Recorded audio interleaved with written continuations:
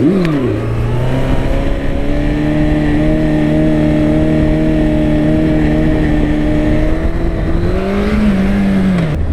thing just purrs, dude. It's incognito. You could be ripping a wheelie past the 5.0 and they're not going to know any different because they can't hear you. And their eyes will fool them. They'll be like, no, no, no. That was a CB1100. There's no way that dude was up on one wheel.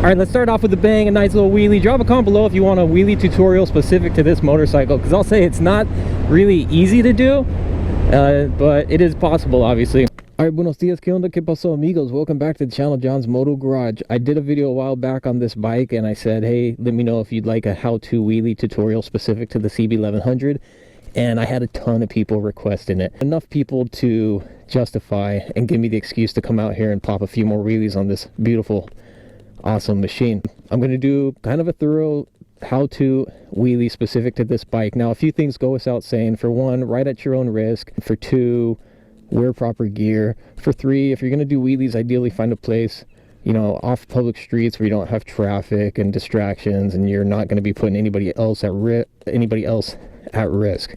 right? So that all goes without saying. A few things I will point out, because I get not a ton, but the occasional comment like, dude, how dare you abuse and beat up a motorcycle like that? It's not built for that.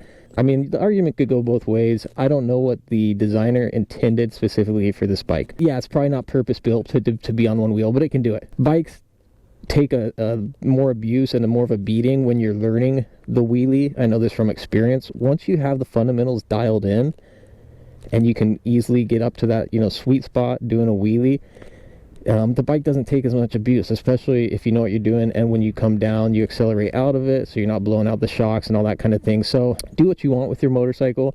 You know, personally, I don't see doing a couple wheelies on a bike as abuse. I really don't. Obviously, if you're going to go out and do a wheelie, that's your decision, what you're choosing to do. But I'm not going to sit here and say, like, nothing's going to happen, you know, it's totally safe, you don't risk getting hurt, you don't risk messing up the bike. Because the truth is, those are risks that you run. So you want to go into this knowing that. Now that we got that out of the way, let's jump into the wheelie itself. Ideally, don't try to learn to wheelie on this motorcycle. It's always best to start on something smaller, like a pit bike, a Honda Grom, something along those lines. Get the fundamentals dialed in. One thing that I always stress, and I do have a how-to wheelie video that I'll put a link below, but I always stress use the rear brake. So this video, I'm going to assume that you already have those fundamentals figured out. You already have done wheelies on one bike or another. It's just you're struggling specifically on the CB1100. So we're going to speak kind of specific to this. Every motorcycle is a little bit different, so you got to figure out the formula specific to your bike. But the foundation, the principles of the wheelie, usually across the board are going to be the same. So I will cover those briefly. That's going to be slipping the clutch, doing a clutch up, covering that rear brake for safety. What that does is, if you get too high to where you're about to loop out, you tap that rear brake, it slows the rotation of the rear tire, therefore bringing the front wheel back down to earth, bro. And you want to be bringing the front wheel down to earth, not your back or the back of your head down to earth when you loop it. Body position's big on this bike. One of the hard things is getting that back tire to stick, so I sit pretty far back over the rear tire. You're gonna kind of go forward, compress the front forks, and then as you're dumping the clutch and giving it gas, pull back. So those are all the basic principles of a wheelie that are going to apply to any motorcycle. All right, so what's different about this bike? Well, with this bike, you got to figure out kind of where the sweet spot is. And this has a very linear torque curve. Typically, people think that you got to go real high RPMs, dump the clutch at high RPMs in order to get the wheel up. With this bike, that's not how it works at all, though. So basically, the trick to doing a wheelie on this, and I'll talk about it and then demonstrate it, is you're actually going pretty slow. You're in first gear, 5 to 10 miles per hour, and you do not let those RPMs build up higher. I don't really pay attention. I do more by sound and feel, but I don't think the RPMs are going up much higher than 1,000 to 2,000 RPMs. And you got to be so quick. I mean, you barely lit on the gas, dump the clutch, or barely let on the gas, slip the clutch, pull back and everything. But you got to do it real quick at those low RPMs, because if you go too high, all you're going to be doing is burning rubber. The back tire just wants to peel out because it's got, that too much torque. Oh, I have the same issue with the Harley Davidson. It's kind of the same concept. That's why I was more quickly able to figure it out on this thing, because I basically did the wheelie how I do it on my Harley. So who would have thought, man? The Honda is just like the Harley in that regard. All right, so let's go ahead and turn the bike on and see if I can demonstrate to you. A few more things I will add is one of the tricks to being able to do a wheelie and not totally beat the bike up is getting up to balance point as quickly as possible so that you avoid chasing it out. I'll be the first to admit I haven't totally gotten all the way back to balance point on this thing, so I am still doing what I call like a semi chase, where I can get away with chasing it for a little bit, but then I got to bring it down before I run out of RPMs. In theory, if you're legit at balance point, you can take that wheelie as long as you want, or as long as the bike can handle it, and you could even like slow it down, so you're going to see RPMs dropping, the speed dropping. Anything other than that, you're basically chasing it out. So what I like to do on this bike is they're semi-chased wheelies. I'm not all the way at balance point because I just don't ride the bike enough to get to that point. And you want to bring the bike down before you max out your RPMs. That way you can bring it down softly, accelerating out of it, as opposed to just bam, slamming down the front end and blowing out your fork seals and everything. So let me see if I can demonstrate this. So again, you're in first gear. We are doing a clutch up. I sit pretty far back on the seat. Basically my butt is where the seat starts to go up, and this is on the stock 2014 seat. And you'll know I'm basically letting the engine do what it's going to do without giving it any gas.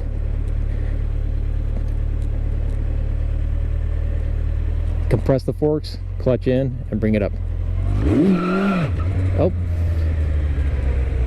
you see that one just burnt out, just burnt rubber.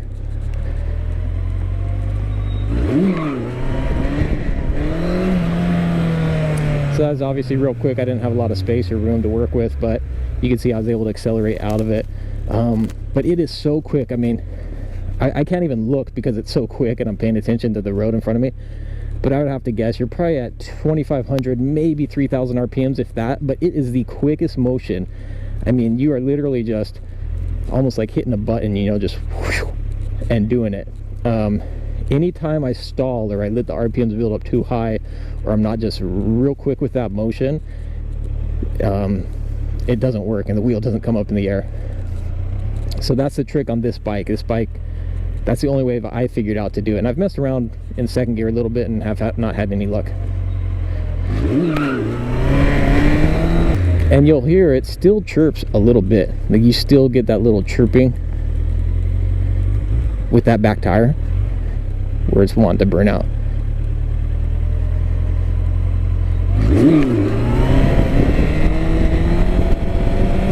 One of the challenges with this is you've got to get that weight on the back tire so that you can get the back tire to stick and not just to burn out. And then once it sticks, that's what allows you to kind of catapult that wheel upwards. And so that's where you got to find your sweet spot, which is low RPMs, and you slip the clutch with low RPMs and only a little bit of gas, but you're throttling through it, once that clutch is slipped, if that makes sense.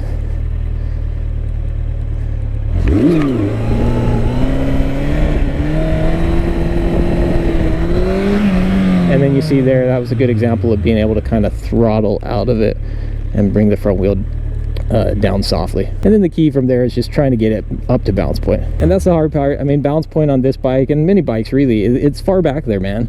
And so until you're really comfortable with the wheelie and the all that and the bike itself, it's gonna be hard to actually be at balance point. So sometimes with this, it's more just a matter of doing a nice cool chase out, look cool, and you're done.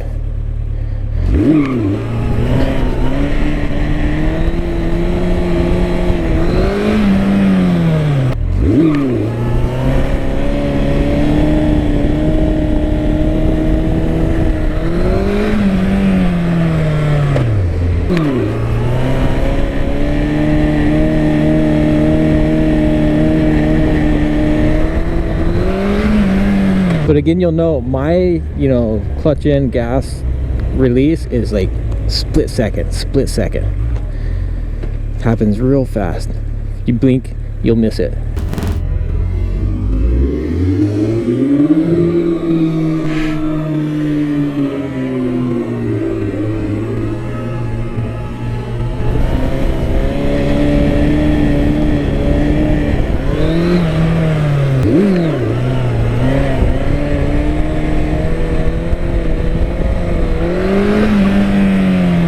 Too much fun.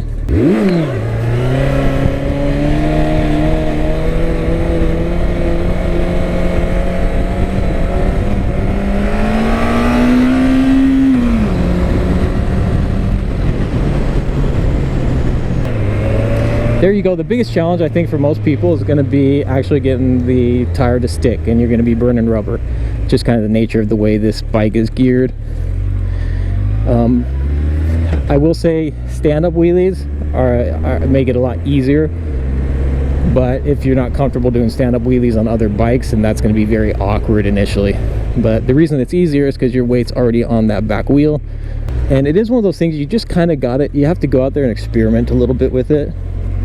You know, it's not something like the first day that you're going to figure out. Well, you might actually just totally depends on the person. But here's a stand-up. We'll try stand-up real quick.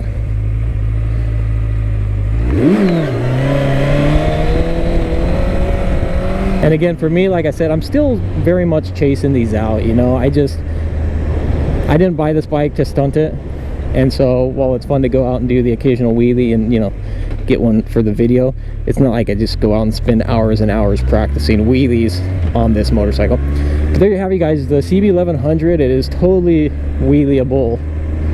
You can totally pull off a wheelie on this thing,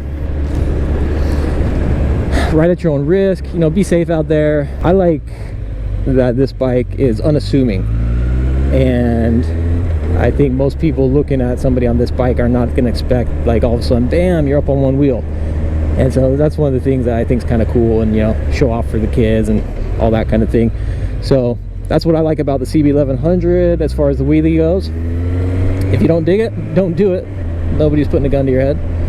So good luck out there, you guys. Leave some comments below. These things are hard to articulate. It's kind of hard to explain. It really is one of those things you got to go in there. But that trick is going to be, you're going 5 to 10 miles per hour, slow RPMs, and when you slip it and pop that clutch, you got to do it fast, like real fast. I'm talking like almost instant.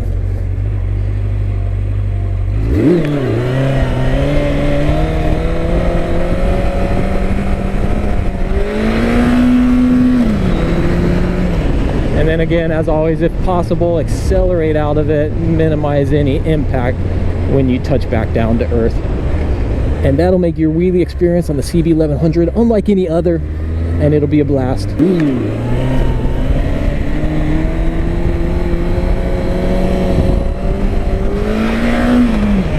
And you will note some surfaces, as far as the texture on the ground, are easier to wheelie than others. You know, some are more grippy or more slick. So it does help if you find a nice texture and nice surface to go practice at as well. Again, if you're looking for a, you know, how to wheelie in general tutorial, I have one of those. I'll put a link below. I do go pretty in depth as far as, you know, really dissecting each of the fundamental pieces, you know, slipping the clutch, body position, foot brake, all that stuff. One thing I really love about this motorcycle is it's quiet, so you can totally get away with doing wheelies. Oh, like the Harley or the Honda Grom, those are just so loud, you know. This thing just purrs, dude. It's incognito. You could be ripping a wheelie past the 5.0 and they're not going to know any different because they can't hear you. And their eyes will fool them. They'll be like, no, that was a CB1100. There's no way that dude was up on one wheel.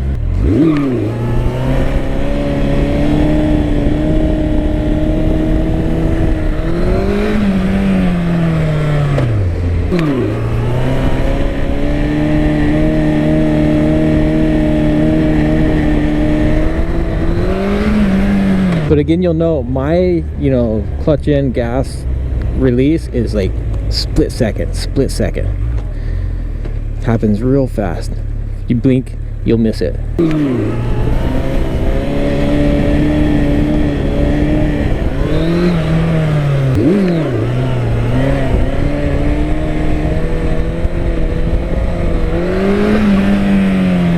too much fun.